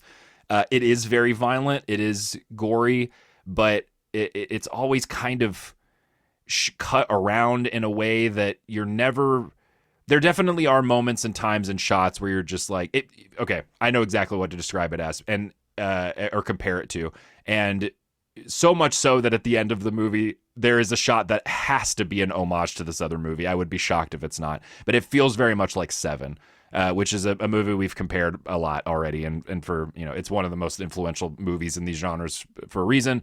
But the way that they handle that, where you are seeing stuff and you're getting cuts and glimpses and everything else, and it is very disturbing, but it also doesn't feel like a Saw movie or something where you're just getting, inundated with gore and you know, you're not getting a break from it necessarily. The shot obviously at the end when he's got the hammer and her face flashes, I was like, this is just the fucking shot from Seven with Gwyneth Paltrow's face before he's gonna shoot John Doe. Like, it is the exact same thing, but not in a bad way, in a way where it felt very much like, yeah, there's obviously a conversation happening, I think, with every procedural serial killer thriller post Seven. So it all made sense to me. But yeah, I'm just Chris Farley showing at this point. I think it's great, and I'm happy you guys dug it too. And absolutely one that is underseen. Like, I think it's in so many ways absolutely deserves to be in the mix with these other movies that people talk about and are more well known, like Memories of Murder. The Chaser is just more intense for sure. So you got to be able to stomach it. Few people on Letterboxd that I follow that had logged the movie and gave it 3.5 stars, and I was almost insulted by them only giving it 3.5 which is a good review. Stars. Yeah, I mean, sure, we always a good score. say that. Yeah. But I thought this movie deserved more because it impacted me so much that I thought, what's wrong with you? Why didn't it impact you more than you only give it 3.5 stars? But as I said, I watched that documentary. And it was interesting to see the real life elements that made it into the movie. And one big thing that I found very interesting was that in real life there was such a character, the ex-cop that's now a pimp, and he obviously his role in the whole case was not as big as the characters in the movie, but he was the one that or his intel led to the police arresting the killer for the first time when that pimp got a call from a guy, and the pimp recognized the number as the telephone number of one of his girls that had gone missing. And then he contacted the police, and they set a trap for the killer and arrested him. And that is, I think, similar to what's happening in this movie as well. That they have him, but they lose him as well. In real life, they arrested him, and I think he confessed and things like that. And they had him in an interrogation room, and there was 2 police officers, and one. You have these police officers in the documentary talking about the case. You have all the incompetent people talk about their incompetency in the past. And crazy. He talks about, and so we had him there, and then I left the room to do something else, and that other guy that was there was supposed to stay there, but he misunderstood, so he followed me, and then the killer was alone. They just walked out of the room. And then he escaped. Ridiculous. And then we had to find him again and arrest him again.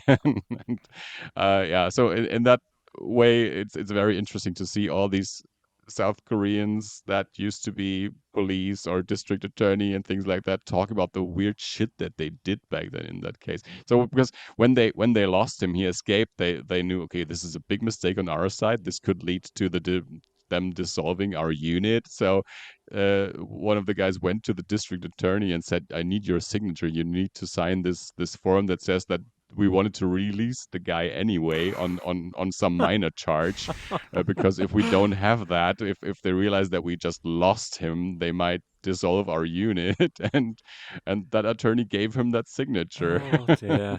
Red things tape, like that. Fucking crazy. Yeah. So if you have the time and if you're interested, the Raincoat Killer on Netflix, as I said, 3 episodes, so it is interesting to compare to the movie. Do you know, I regret not having done it now, but I feel like a year or so ago, my sister actually reached out to me and said, I just watched this thing and it was really good and you should watch it. And I was like, oh yeah, what is it? She said, it's the Raincoat Killer. It's on Netflix. And I was like, it's real life stuff. I don't really... Dave don't fuck with real life crime, and I kind of regret that, and I might have to check it out now. We also realized that Bianca has had this docu-series on her Netflix list for a long time, so it just, I don't know, it's just everything came together this week. For sure. Like I have enough horror in my life. I don't need real life horror to find its way in there as well. But every now and then, I don't know. It's like there's this and I don't want to be general about it, but it does seem to be a genre of documentary making which is very popular with 50% of the population, and that would be the women folk. They love true crime, and I don't understand why, when there's so much horror in the real world. Like I when I want to get scared or disturbed by something I'm watching, I want it to be something that I know can't happen in real life. Give me a vampire, a werewolf, a mummy, a creature from outer space, which technically, yes, could happen, but unlikely to. Generally speaking, I don't want to be watching real life cases of murder because it's a little bit too close to the possibility of happening. That being said, every time I do watch one of these things, I'm fascinated. And maybe I'm just scared of the fact that I'm fascinated by these cases. But certainly this one, the fact that it is so linked with this movie, that gives it a leg up for me. So I will probably end up watching that. So because we talked about that last week about how the police is portrayed in these movies, and seeing these people, the real life people talking about their incompetency, definitely enriches the experience of watching these movies where you're all the time telling yourself, how could this be? They can't be this stupid. Why are they portraying the police like that? And you realize, okay, but seems to be relatively realistic.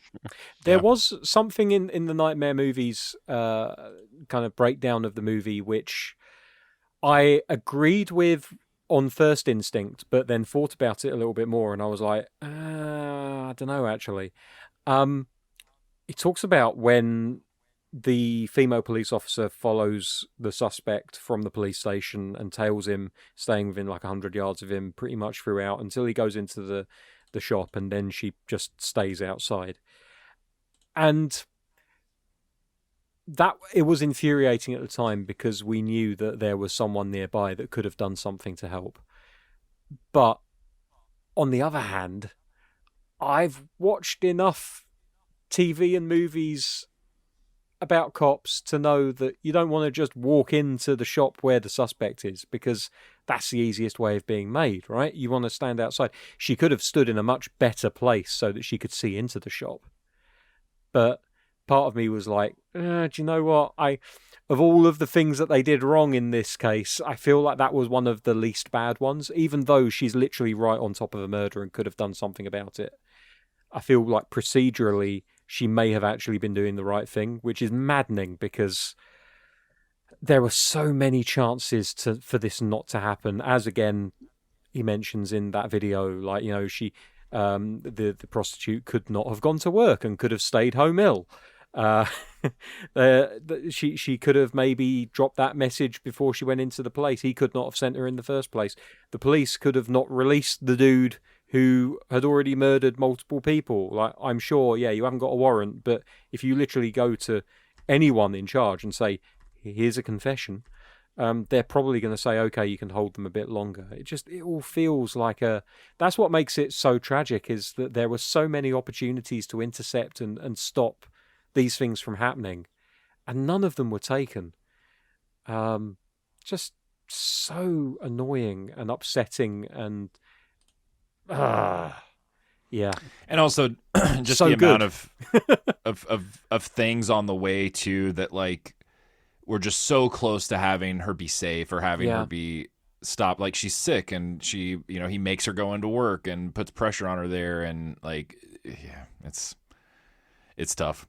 It's a tough watch. She's so great. Genuinely, I think everyone in this movie is also fantastic. The actors, like I think from what I read anyway, the two leads, I want to say, either were like, for both of them were big breakthrough sort of roles. I think the actor who played the serial killer, he'd been around a little bit in a few other things, but just had not hit. But for both of them, these were big sort of like kind of statement. It seemed like, you know, check this person out in this movie, which led to more roles and all that. But yeah, just a pretty stellar cast, and like everybody involved.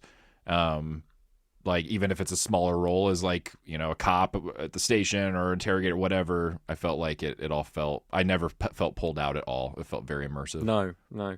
There was one more scene which I would love to bring up just very quickly, and I think it's an important scene because it challenges the audience's feelings on police corruption and where we draw the line. And it's when he goes back to the police station, he basically just beats the serial killer until he tells him where he's buried the bodies, and he gives them a false location. And we've talked about how torture isn't effective as a means of getting information. We talked about that last week, so I don't really have to talk about it again. But what I wanted to mention was the fact that, at least for me, and I don't know how you guys felt, I'd love to know, because I feel like possibly we would have had the same thoughts, if not drawn the same conclusions. One of the police, because the police hear the beating commencing downstairs, so they all go upstairs, and this is just after a police chief has said if you can't find evidence, make some up. And one of them opens the door and he looks in and he sees the beating taking place, and then he kind of does that Homer reversing into a bush gif where he just backs away very slowly and closes the door. And in that moment, I found myself really challenged by the idea of police corruption bad, but sometimes we need to look the other way a little bit. And ultimately, it wasn't effective, and so it throws that kind of that cognitive dissonance that you may experience in your face and rebounds it into the bin off of your face, because they turn the other cheek, they turn the other eye, you know, they looked away while the beating was taking place, and ultimately all it did was waste their time and got the guy released. But in the moment when the beating was happening, I would be lying if I said part of me wasn't like, yeah, you fucking deserve that, and I'm glad that they didn't stop him. It's one of the most, I think, compelling sort of topics in this genre when it comes to crime and procedurals and stuff, because it comes up a lot, and it usually is dealt with in a pretty interesting way, even if it's a more pop art sort of thing. Like obviously The Wire deals with this in a big way. I haven't watched every season, but the first season does. There's quite a few moments where I remember the first episode of The Shield involved Shield was a huge one for this. Yeah, absolutely. But then even something like Daredevil, I mean, I think a big part of the appeal for Daredevil, not even the TV show, but just the character himself, and then this obviously does extend to the TV show and even the Ben Affleck movie, where a part of that is that sometimes Matt Murdock loses cases because of corruption or whatever else, or because he can't prove it, but he knows that the person is guilty, and so he goes out at night and beats the fuck out of him as Daredevil. So even that is like, it's a similar variation on it, but there is something about that whole conundrum and push and pull of like, okay, well, we're breaking these rules, but justice is being served, so is it wrong? Like, and that then, you know, it can be something as minor as in this movie where it's a plot point at one point, but it can also be a thing where it's the whole topic of a movie, because it is such a deep. But anyway, I think to your point, that's what makes it compelling, is that or an aspect of it that makes it compelling is that we do yearn to see justice happen, even if we know that, you know, the rules that we've set up for them are maybe being broken. There's still that element of natural justice being that pull. Totally. Yeah. And the problem is that we know that it's justified because we've already seen the dude commit these crimes. We know he's guilty as the audience, right? But the police haven't seen him do jack. And especially in something like Memories of Murder, where it's just like they're just doing it to get a confession so that they can be done. And they had two people. They had two people they did exactly the same thing to, and they were innocent.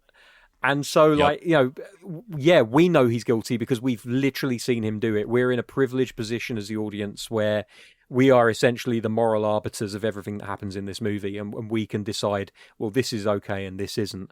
But in a movie like Memories, you, as the audience, are left out of that loop as well, and you know as much as the detectives do. And it's interesting that I was a lot less I wasn't at all happy with the torture and the actions of the police in that movie, but in this movie I found myself being like, well, you know, he deserves it. It's like, well, yeah, because I know he's guilty, but if I didn't know, if this was told from a who did it perspective rather than a how catch 'em, bringing it back to that Columbo point earlier, I would I feel the same way? I don't think I necessarily would. They would have to put very compelling evidence in the way, and even then, as you've mentioned with like Daredevil, sometimes you can have a slam dunk of a case. Like the police never bring, or the district attorney's office in the case of some parts of America, they will not bring a case to court unless they feel they have evidence enough to convict the perp, right? But yeah, I've lost that point now. God damn it. But the point is, like, there's still room for doubt. Like, some people get off, and some people are found innocent, and it turns out years later that, yeah, they absolutely were innocent because, look, here's the guy that really did it. And, like, how sure do we have to be as a society in order to sign off on some of the more barbaric acts that the people that that enforce these laws carry out? I'm getting very philosophical, and I'm not the guy that's equipped for this shit. Somebody take over, please. Thank you, Andy. I think that's the point of vigilante justice. They are not. You can't hold them responsible. They are criminals themselves in a way. But if the police does something like that, there needs to be consequences for the police as well. So in fiction, of course, I mean this works fine for me. In real life, of course, I mean it's afterwards it's easy to say, well, they only were able to save this person because they stepped over the lines here, and then you say, well, they solved the case, and we all wanted that. The person is still alive. They broke some eggs on the way there, but actually, at least in my opinion, because this is the state abusing power, and that can't be. So even if it helps saving someone, there needs to be some form of consequence for the people overstepping the line and working against the law. You can't just give the police, because that's what Trump does with ICE and things like that. And that's what we don't want have happen. But it makes compelling fiction. That's why we all love Batman and Daredevil and characters like that, because they can do that shit. But again, again, even with fictional vigilantes, like Batman and Daredevil, more often than not, as the audience, again, we see the crimes taking place, so we know 100%. And in most cases, Batman he's a weird one, Batman, because on the one hand, he'll take on Darkseid and he'll save all of eternity, right? And then in the other hand, he'll beat up some dudes who are trying to break into a car. And in both instances, he knows what's happening and he sees it happening, and he can prove it with his own eyes that, okay, they are breaking the law, they deserve this.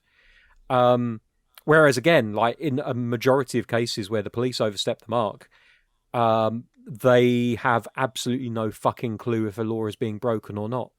Partly because some of them literally did a 2-week course to learn how to be a cop because they fancied the power trip, and now they're given a badge. And also because a lot of the time crime isn't committed right in front of you. It's not that easy to... you actually have to do the legwork. To borrow that term that was used last week on Memories of Murder, like you have to run around, you have to catch the perps, you have to do the work. You can't just have it fall in your lap. You actually need to prove this shit. And that's a luxury that as comic book readers we don't need to worry about, because we see the crime taking place, as does the vigilante. In rare example, I cannot think of examples off the top of my head of superheroes who are just like, well, I beat this dude up. I mean, sure, The Boys, but I haven't read The Boys, where they just profile people and are just like, well, I'm taking this guy down because he looks like he's a criminal. No, it's normally because it's Lex Luthor with a body armor on trying to rob a bank or some. Lex Luthor doesn't rob banks. You know what I mean, though. Like, normally it's very simple story of crime committed, see crime committed, stop crime being committed. I've been reading a lot of Wonder Woman recently. That's all she does. She sees shit, she stops shit. It's good stuff. Say it, sorted. Yeah. Exactly. That's when I think of London. That's one of the things. So whenever I'm in London, Yeah. I'm always happy to hear the see it, say it, sorted. Yeah, and nobody that lives in the UK listens to those announcements or pays them any heed at all, which is To me, it is what it's it part is. of the atmosphere. That's It becomes a I meme. know I'm in London when I hear Yeah. that. Yeah, mind the gap. It used to be. Now Yeah. it's see it, say it, sort it. Yeah. What have you done to our culture, London Underground? What happened to the gaps? Bring the gaps back. That's what I say. Do we have any other? I am very happy on... that you guys like this movie because I was so worried having watched this movie early in the week and being so excited that this could be maybe one of those episodes where I'm doing all the research. I watch these other things. I'm coming to the episode all excited, and you guys said, "Oh no, that was too much for me." They killed the dog. Immediately when the dog was killed, I thought Dave's not gonna like that. Dave's gone. No. Honestly, like as I said, like the fact that they do that and then like it's used in part, because again, like I'm smart enough to understand when a film is doing things to set me up as an audience member to have a feeling towards something that happens later on, right? So I'm like, well, this dude has to be caught one way or the other. And yeah, it was nihilistic, and I've said before, like I don't mind nihilistic, but it has to earn its keep. It has to be something that doesn't feel cheaply tacked onto the end, like a twin brother with a goatee who flips coins in his fingers and suddenly turns up at the end of the movie cleanly shaven doing the same fucking thing because the wrong brother died. That is shit. This was great. It burned emotionally. It burned. It hurt badly, but it was meant to, and ultimately it gave us the ending and that real torrent of emotion that you have of, well, she passed away, she's dead, but we got him finally. I think that's the real trick of the movie, that it presents you this utterly emotionally devastating story, but the craft of the movie is so strong that it leaves you with a form of excitement that you have seen this thing. Yeah, I think that's a great point. That's a tough balance. and ultimately as well, like that is a fantastic point. I think if this had just ended up being the same old, she escaped and eventually was reunited with her kid, every film does that. Or the opposite end, where like the amount of movies that are so dark and depressing with this sort of stuff and like relentless, like having that balance to where you're just like, I'm having a fucking bummer of a time, man. Like this is not fun. Yeah. And just like it's just and a lot of those movies can also very quickly and easily become something where you're like, I feel like this is misogynistic a little bit. Like there's but the violence against women in this does not feel like they're treating it with I don't want to say respect, it sounds fucked up to say, but just like the seriousness. I mean, if you look at Stieg Larsson and how he approached stuff, from what I remember, in my opinion, and also his background as a journalist, all that kind of stuff, like that was a huge topic for him that he was so against and fought against in real life. And then within his stories and characters, like the violence toward women and it being a thing that happens is like very much a part of the DNA of that book, and feels, to me at least back then when I read it, and the movies like handled pretty well, but there's so many movies that don't,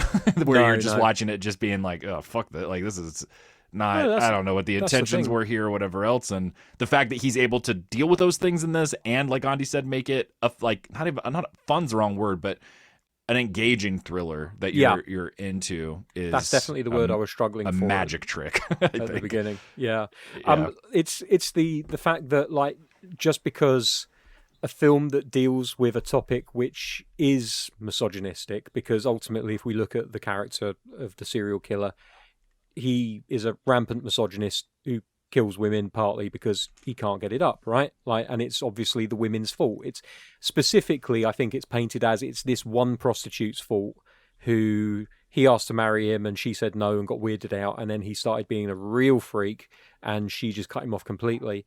And I think the suggestion, and maybe I've got this wrong, but the suggestion to me was that all of the women that he was killing, and not counting the old couple who he killed because they were collateral damage, or the dog because the dog kept digging up the bodies.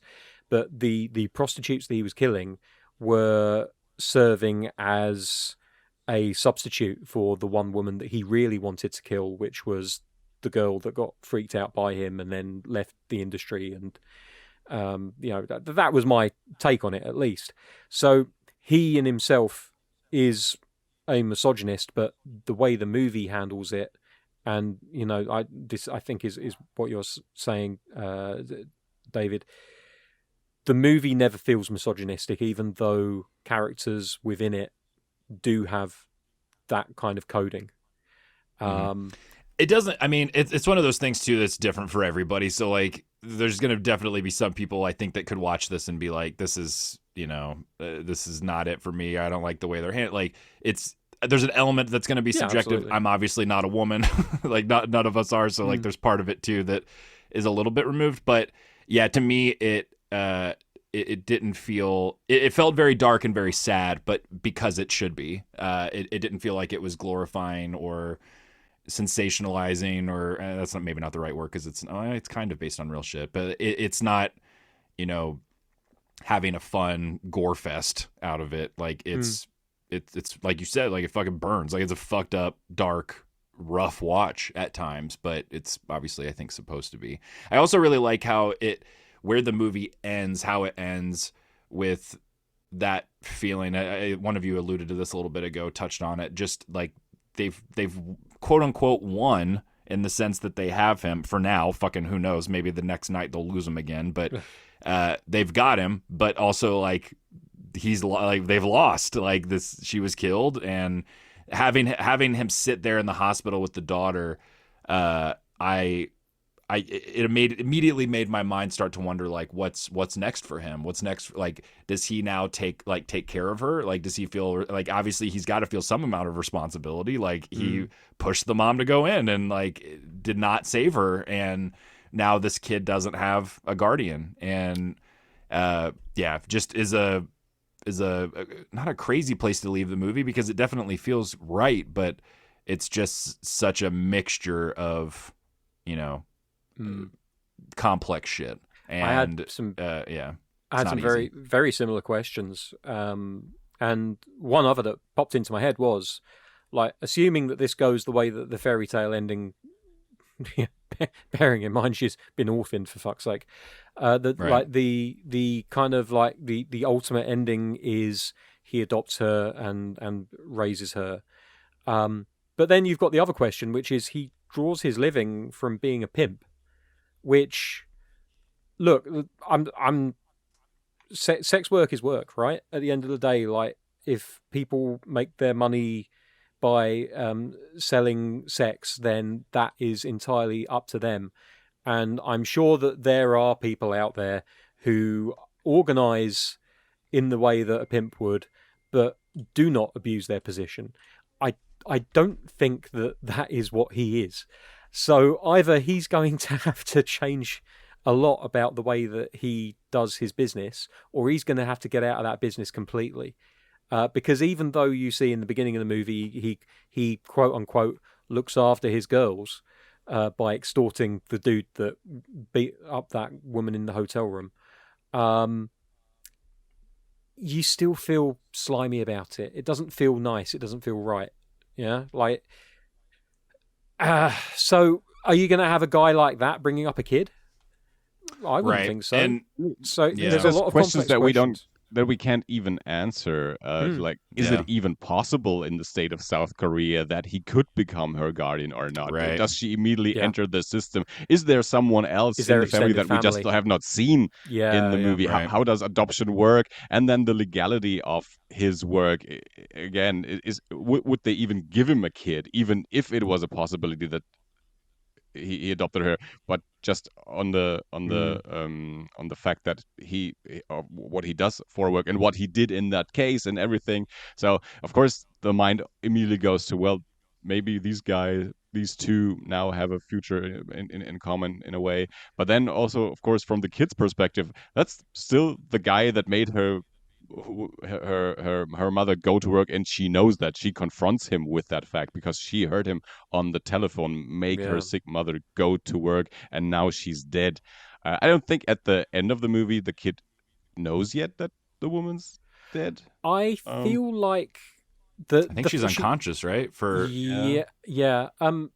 She has that moment in the car that we talked about earlier. yeah. That two shot with her and Jung-ho, where there's no sound, but you can see her wailing, and no pun intended. But she's crying her heart out, right? Like she, to all intents and purposes, has given up hope. She at that point believes her mother must be dead. Pun intended. Yes. Another movie. I'm going to claim it. All day. I'm going to claim it. Now I just need to work in the yellow C comment, and I'm there. I got all three of them.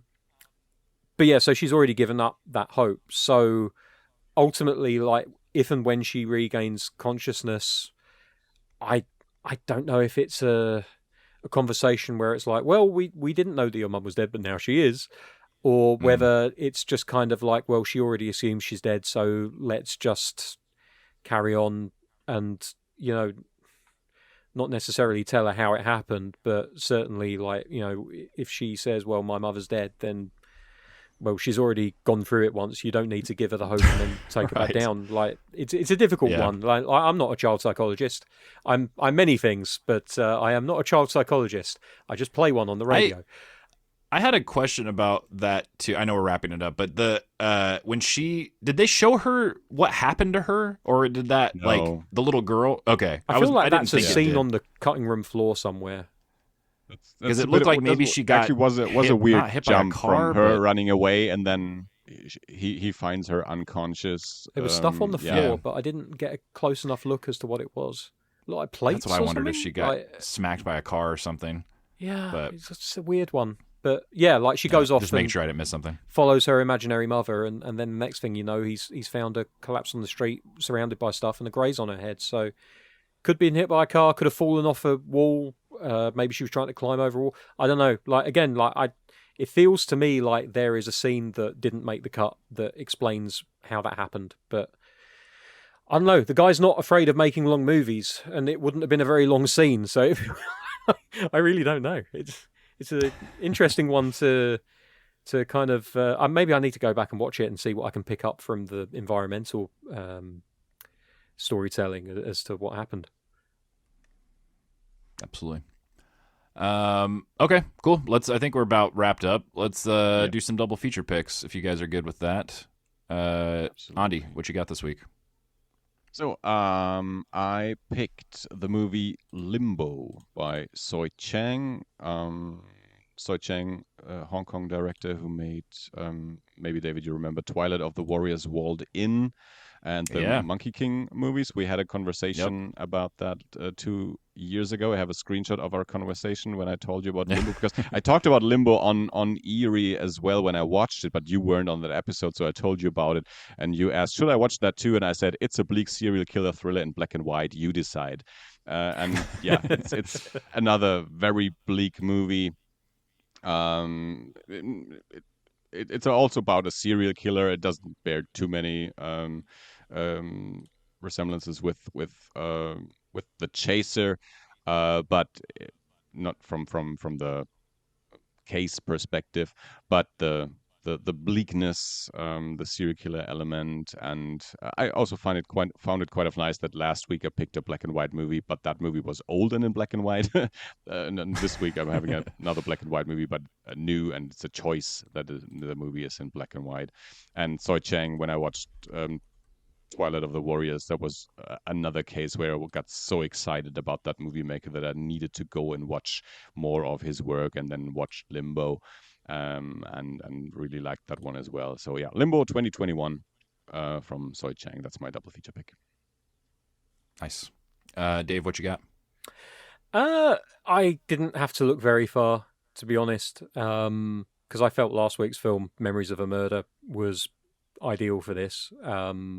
Not only because of the fact that they're both South Korean movies, but they both deal extensively with the inability of the Korean police to do their job properly. So yeah, I've gone with that. I was toying with the idea of like a comedy just to give some levity. But I was really struggling to remember the name of the movie. Was it called Stop or My Grandmother Will Shoot or something like that? I think that was the name of it. Yeah. Is it Mom? I think it's Mom. Stop or My Mum Will Shoot. Yeah. I So think. kind of I've never seen it. buddy movie. It goes the other way though, rather than a cop and a kid. It's a cop and an elder person. And it's a comedy, so you can laugh after you've just absolutely bawled your eyes out watching this movie. Calls itself a comedy, but is it really? I think I saw that movie at some point. I don't know. Maybe it has some laughs. I don't think that's very well regarded. It's light-hearted at least. Kindergarten Cop, go for that. I don't care. Yeah, just always something like that. Kindergarten Cop. Yeah, there's never a wrong. The Kindergarten Cop is never a wrong choice. I am going to go with something very different from what you were saying in terms of it being a palate cleanser. I'm going to go for a really dark movie for a double feature, but I think any of the things we've talked about would pair pretty great with this. The stuff we've already talked about on the show, even what we're doing next week, some of these other films that have come up in the conversation. There was something I did on a few different occasions, and I think a lot of them were probably aesthetics, but then also plot, like darkness and complexity and stuff like that in some ways. And then obviously The Hammer. So I'll go with Old Boy for this week's double feature pick for mine. A movie that I really liked back then, and then when we did an episode over on the podcast, was when I was really like, oh no, this is like kind of also like a masterpiece. Like I remember really getting into it in a way where I probably just at 17, however old I was when it first came out and I saw it, I couldn't pick up on to the same level. But yeah, great movie. So I'll go with that. As we have mentioned, next week we're talking about what the fuck is it called? I Saw the Devil. I Saw the Devil. All I could think of, the only movie coming into my head was I Am Not a Serial Killer. A different movie, and also could not be more of a misleading message for I Saw the Devil, because he is in fact a serial killer. I Saw the Devil. This, I think, of the maybe not of the three, but definitely one that people know about, especially in like the horror circles. And also Old Boy connection. The protagonist from Old Boy is the antagonist in I Saw the Devil. So get to see him pop up again in a different sort of context. But very excited to rewatch this one with you guys. I don't know now. I started to say it might be we might be leaving the darkest one for last, but maybe not. after The Chaser, it might not be the case. But yeah. Listeners, if you have not watched The Chaser, I think we all definitely recommend it. If you do, check it out. Let us know what you thought. You can do so on social media, obviously, but also if you'd like to send us some longer form thoughts, just a reminder, eerieinternational@gmail.com. In the meantime, stay safe out there. Keep watching horror movies, and we will see you next week. Bye. Bye-bye.